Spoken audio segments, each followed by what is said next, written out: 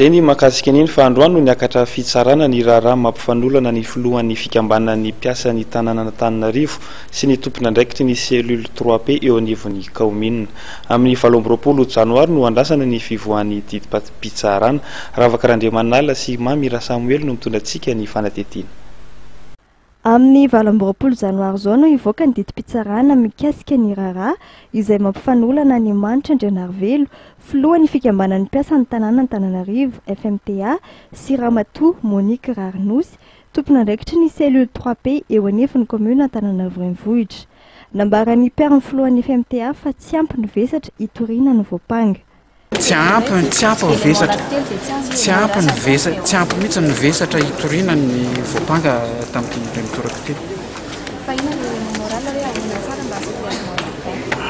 Ny élément moral dia le finiavana, le vokatry ny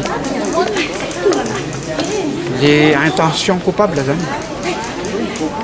Zay no élément moral, les intentions coupables mihitsy tsy misy ao anatin'le fiapangana dia mazava ho azy fa tsy misy mihitsy ny infraction ao anatin'le raha tsy constitué ny infraction satria élément constitutif ana infraction anankitelo dia ao anatin'izay ny élément moral zay tsy tao anatin'le raharaha mihitsy.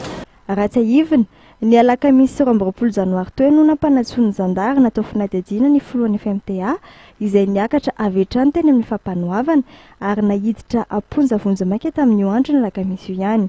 Nahazo vafana vonjy maika kosa izy ny zoma teo taoriana ny fangatana nataony mpiaro azy. Antony fitoriana azy moa ny fanalambaraka nataony tamin'ny tompon'andraikitry ny cellule 3P izay nametraka fitoriana amin'ny anara manokana.